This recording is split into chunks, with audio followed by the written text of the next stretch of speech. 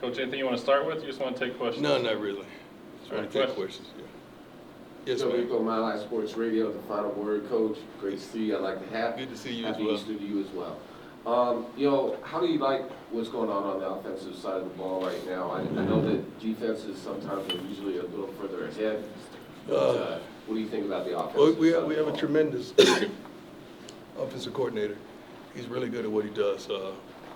Finding unique ways to get playmakers the ball, finding ways to get the ball down the field, working on the running game as well, and tidy in and try to just get everybody involved. He did a phenomenal job today. I know he set out to show and see a couple things, and we wanted to see if a couple young men could come up with the big plays. And for the most part, we did okay. We did okay. Hi, Coach. Adam Worcester Tigers, How you doing, 24/7 sir? Sports. We saw Jimmy Horn get his number earlier this week, and Yeah. have any other guys gotten their number yet? I think Travis had his number, I believe, and Coach had his number, right? Yeah. So one guy on defense, couple guys on offense, but shoot, those two guys, those three guys, they're ballers. They, Jimmy is a pro, man. You know what Travis is going to be. You know what he already is. Coach has been, he's leading the defensive line room. He works his butt off every day. He understands what we're trying to accomplish, and the kid plays the game like we desire him to play it. So we're very proud of him. What numbers are they wearing? Their numbers. I didn't mean to be smart, but I thought that was just, I didn't want that to come off wrong. We're in their numbers. Hi, Coach. How you doing? Good, how are you? We talked to Nick Williams on Wednesday, and he said there's a certain standard players have to reach in order to earn their numbers. Yeah. For you, what does that standard look like? Consistency. Fighting every play, understanding the offense, not blowing assignments, not busting certain things that we're asking of them, leadership as well. We just really want guys to give it their all. Sometimes we had 10 plays on the script. I may have went 15 because I know some guys is on the verge of shutting it down, and I wanted to see would they actually shut it down. Then I did the same thing with the twos when they came out. So it was a lot of equality out there. It wasn't just picking on this team or this team. I just wanted to see their capacity of their breaking point. And they did a pretty good job. They didn't quit. They did not quit at all. They may not have given the effort that we desired and the standard that we desired, but they didn't shut it down, which is positive. Hey, Coach. You obviously you have a lot of players coming from a lot of different places. Yes. A lot of coaches from a lot of different places. Mhm. How do you feel like everything's meshing together right now? You guys are trying to build a It's team. coming. I think that's the name of football. Usually college, high school kids come from everywhere, and you go in the portal and you get what you want. You add to your coaching staff to have the best possible staff you can. That means someone's coming from somewhere that you had no idea with a relationship. So we don't care about the continuity. We care about getting players that are smart, tough, fast, disciplined. We need speed. We need speed. We need physicality. We need a desire and a certain want, a certain level of joy. I want guys to love the game, man. I got to see more love of this game. Like, do you understand how beautiful it is here? How wonderful the weather was out there? I mean, how wonderfully manicured the practice fields are? And you don't want to go out there and give it 100? I have a problem with that. I really do. I don't know if you know what sand spurls are, but we had sand spurls in Florida. That's like a sticky type of thing, that prickly thing that hurts when it grows out of the grass. We was playing on those type of fields, just trying to get it in. And you got a wonderfully golf course manicured field, and you don't want to give it 100. I got a problem with that. We're looking for kids that are going to go 100 when we ain't looking. That's what I want, and that's what we're going to find. Coach Prime, Alex Ramirez, My Life Sports Radio. He's coming. Happy Easter, sir. Thank you. And I wanted to ask you for the last couple times we were at the press conference, how are you going to use the altitude, the elevation that other teams here in Colorado, professional teams and college teams? Well, first of all, I got to use to learn what learn it is. I need to learn what it is and how it's going to affect us and infect us and help us. I got to learn all that stuff. That wasn't my major. I got to learn what that is and how we can apply that. Man, football is football. I'm not into all that stuff. I'm not into that. I'm into, you ever notice whoever getting their butt kicked, whoever is getting their butts kicked gets tired. Whoever's winning don't. We saw that today. When the defense was getting their butt kicked, they were tired. When they was winning, they were never tired. That's just football. It's just life. It's just a trick of the darn mind. And we can't fall prey to it. Hey, Coach. How you doing, Tony sir? Casillo, Buffalo's Wire. Good to see you again. See you. You mentioned not being a fan of the spring break in the middle of the practices. How do you think the teams responded coming off? Well, I don't even remember when spring break was. Was it a week ago or something like that? I think we're coming back the first couple of practices a little sketchy. That's why we never practice on Mondays. Mondays is like a party day for kids, man, because coming from the weekend, you want to get all that foolishness out of them. So we rarely practice on Mondays. We'll go Tuesdays, and so they can understand and get back in the flow mentally as well as physically. I think they've come out of that really well, but we still have some guys don't understand what we want. And we're not going to waver on what we want. We're going to stick to the standard. We got guys out there sitting down. I ain't even been in the darn scrimmage. How you kneeling down? We don't kneel. Guys won't run all the way off the field. That's free. Your effort is free. That's what you can give. That's what you can do. So we blow the whistle, they go back out there. We just got to find the type of kids that are who we are. And we will. Expeditiously. Good afternoon, Coach. How you doing, sir? Good. Sir Sean Keeler, the Denver Post, a two-parter. First one on today. You mentioned about the top of the physical this morning. How do you feel that offensive line is coming together, and how important is that going to be for when they want to get to what you want?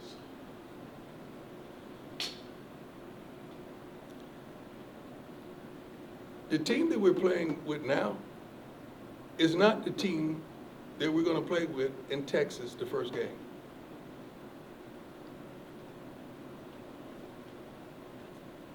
Do I need to say any more? It's not going to be that. It's going to be a lot of new faces, a lot of new attitudes, a lot of new understandings, a lot of new wants and desires, and you got to have it. There has to be a sense of urgency. One of the things I talked about at the beginning was don't allow yesterday to cripple you, and then you fearful of tomorrow, while yet and still you missing today. I don't understand that, but they will. Second part is it's opening day down in Coors Field. Bud Black said hello to you, to a couple of us. Yes. Members pitching against you. What do you remember? I think it was one game. I don't remember those guys, man. There's one game, I'm 55. I barely remember what just happened out there. I don't remember. I know his name, and I know he was good. I don't remember. He could be in here right now doing an interview. I wouldn't know. Shoot, every darn pitcher in the big leagues gave me problems, man. So that's what I remember. You were 2 for 4 against them. Well, I was all right now. I was all right. I wasn't garbage, you know. I was all right. Yeah. I remember his name vividly, I do. I don't remember what he had or what stuff he had, but it was such a mental game. It was so mental. All I do know is the ball used to fly in the Coors Field over there. It used to fly. You led off for the Reds, and he was pitching for the Giants as a lefty. Okay. In July '97. Okay. There you go. All right. I was playing left on left. They played me. Yep. Good. I must have been rolling then. Hey, Coach, how you doing? Nick How you Williams. doing, my man? I'm doing well. How are you? Good. We see a lot of times that teams adopt the characteristics of their head coach. I hope so. God, I hope so. Have you seen your? God, I hope so. God, I hope so. I hope so. That's what I want. I hope so. That's what I'm looking for. Is it important to have the swagger along You with can't have how hard swagger when work you put those together? you can't have swagger when you're not in shape. You can't have swagger when you don't know your assignments. You can't have swagger when you don't know your alignment. You can't have swagger when you're not confident that you're going to whoop that guy on the other side of you. You can't have swagger with those type of understandings. You can only have swagger when you're the dominant person out there and you're prepared and you're ready and you're willing. That's where the swagger comes in. Swagger is confidence. That's all that is. It's like another word for confidence. And we're going to get there. Coach Brian, Yes, have you had a chance to think about just, even before you guys have played a game, just the impact you've had on the program? No, we ain't won a game. Ain't no impact right now. We ain't won a game. Impact to me is winning. Impact to me is changing lives. Impact to me is making someone smile, man. Bringing peace to people that were in desolate situations. That's impact. The financial aspect of what's all going on, that's a blessing. Somebody's profiting really well, and I'm happy for that, especially this university, because they deserve it.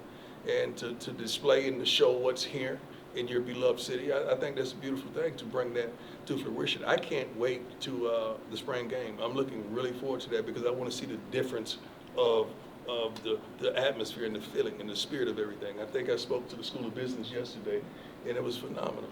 I mean, those kids was hungry. Every darn kid had a pencil and a piece of paper and taking notes, and they were on every darn word, every thought, like everything I uttered. I mean, they were on it. They wanted it. I mean, I love that. And if we're going to change the game, that means the fans got to change too. So we want to impact them as well. We want them to be ready for us like we want to be ready for them. And, you know, coming up to the spring game, what are you hoping to see? What are you hoping to get out of that game? By that time, we'll know who's who. We already know who's who, but we're still giving a multitude of opportunities for guys to show that they can play at a certain level and reach the certain expectation that we have. And those guys that we feel like can, we want to make sure they can do it in front of company. That's an old hood saying, in front of company. That means with fans and pressure and an expectation. A lot of people, they fall short when that pressure's on them. We had some guys fall short today. We had some guys that come up big that hadn't showed us much in practice. But we're looking forward to that day. I think it's going to be a wonderful moment for this university. It's going to be a wonderful moment for this city. And I think a lot of people are going to prosper. Could I just ask too? Yes, sir. Is there a story behind the cowboy hat? I like cowboy hats. I like all hats. I just wanted to get the cowboy stuff out first, so when I start wearing my hood hats, y'all ain't gonna say nothing. 2 more, go ahead, Jake. Hey, Coach, Jake Lawrence, DMVR. Coach Hugh Freeze at Auburn suggested a few changes to the spring game format. I said that 3 years ago. Most notably, just playing other schools. I said it 3 years ago. That's the smartest thing ever. I mean, you can't play the schools that could possibly be on your schedule, but I think it's a financial windfall for a lot of universities. You could go home in a way. It's a tremendous opportunity. We don't want to play against ourselves and bang each other up. We don't want to do that, but we want to put on a good show and give our fans the hope that they desire and they want to see. But I would love to do that. I said that at Jackson when we first got there. It don't make sense because you got a lot of other schools, like even 7-on-7 in the off season. Why can't we go somewhere and play 7-on-7 or have, we need that. And the pass rushers need, one-on-ones as well. Like you like to see what you got and what you going to have against someone else other than yourself. See, that's the problem. Sometimes you measure yourself based off what you have in camp, and sometimes that's not good. It's a false sense of advertisement. You think this guy's good because he's kicking everybody's butt in your camp. Well, shoot, your camp might not be good. You're going to get out there and see if Tarzan is really Tarzan or is he Jane. You want to see. Last one, Richie. Hey, Coach. Richie Cosley of the CBS. How you doing, sir? Good, man. How are you? Good. I just wanted to get your thoughts on the fact that the spring game is sold out. Yeah. It hasn't happened here recently. If you've Ever. heard about that. And just the fact that there's national broadcasting the spring game. That's the way I think, man. It's supposed to be like that, isn't it? That's the way I think. I think my last stop, we did some things that hadn't been done. We broke some attendance records that have never been broken. Everywhere we played was a sellout, which was unfathomable in the HBCU field. That's the way we think. That's what we expect. We just want everyone to prepare themselves and step their games up so that when we do have company in town, we're ready. Like you guys, write your best article, utter your most profound words on your podcast or on your daily shows. Everyone has an opportunity to be seen, to be noticed, to be recognized, to come up. That's all we're doing is shedding a darn light. It's on you to shine. This city's gonna shine. Do you think the national media was going to pick up on your story here at CU so quickly? Yeah. Why not? Why not? I mean, I don't understand why you're shocked or puzzled, or I don't see it. I don't think I'm shocked. Excuse me? I don't think I'm shocked. So you expected it then, right? No, you didn't. Whenever somebody turn their lip upside down, they don't expect nothing. How did you do that? You told me 5 months ago. Yeah, you didn't know me 5 months ago. Fair enough. Right, you kind of know me now. I appreciate you guys. God bless you all, and again, have a happy Easter and a blessed day.